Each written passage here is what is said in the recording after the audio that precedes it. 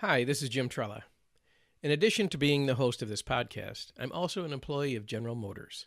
The opinions expressed during this podcast are those of the host and any guests, and not the opinions of General Motors. Welcome to the Art of Grateful Leadership podcast. In this episode, we're going to continue our conversation with Susan Parente. What's the topic? The Agile methodology of project management and how important both servant leadership and grateful leadership are to being successful. Or as Susan coined, the grateful servant leader. I don't know if you have ever interviewed someone, but it's always interesting when the person being interviewed turns the table on the podcast host. And that's where we begin today. Like, do you see how there's a place in Agile for grateful leadership? There is, the first place that I look at it is when you get to your, the retrospectives, and you're coming in there and you're looking at people and you're trying to understand what you did good and what could be improved and how you can use grateful leadership in both of those situations as to how can we, this is how we improve and learn and move forward. Then also a constant reinforcement as you go through the process is very important to the rigor that's needed and to keep people on track using something such as the grateful leadership. By the way, that's also how I can see the servant leadership being so important, especially in an agile situation. Yeah, and if you think about Agile Scrum, the servant leader, that's really how the Scrum Master should be leading. Yes. And they're not a delegative leader. And so, so when I met Judy, and she talked to me about grateful leadership, I was immediately oh my gosh, that so meshes well with servant leadership. And servant leadership is so fundamental to Agile. And not only that, even in traditional project management, it's the way that I've led people because, I'm sometimes leading somebody who makes more money than I do. They know more than I do about a certain thing. So it's how could I possibly lead somebody like that in any sort of subservient way? Being hey, I'm in charge and this is what you got to do. It's if somebody makes more money than you and they know more than you, then servant leadership makes more sense. You're listen, I can't do what you do and I need you. So how can I help you so that you can be successful? Right. Yes. And that's the example of servant leader. And, even if you do know something, if this other person, their role is to do it, then you got to let them do their job, so it's unfortunately lacking in a lot of environments, but it's very supported in Agile.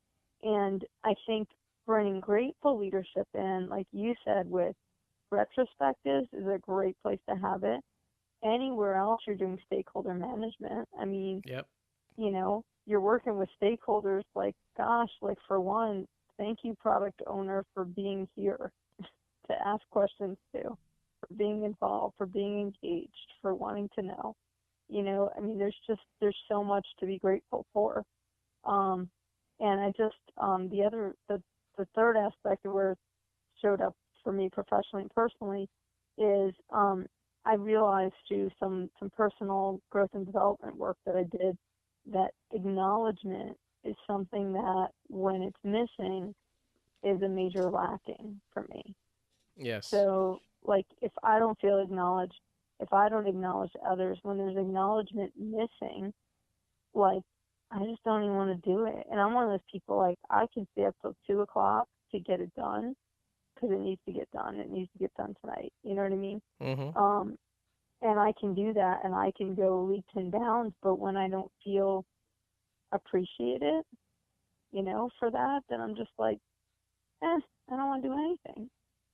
And it's kind of funny how it just, I have to push my way through something if I feel like there's a situation where I'm not appreciated. And fortunately, I now have my own business and I do independent work, and so that need to be appreciated is less concerning because, for one, I don't do work with people who don't appreciate the work I do, and the people who don't appreciate me don't tend to pay me. So Yes.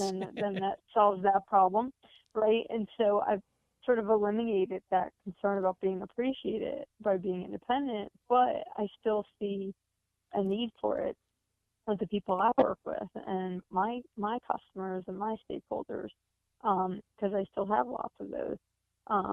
But I wouldn't say I'm lacking appreciation anymore, but I definitely am mindful about how important that is to me. So, it's probably important to other people too.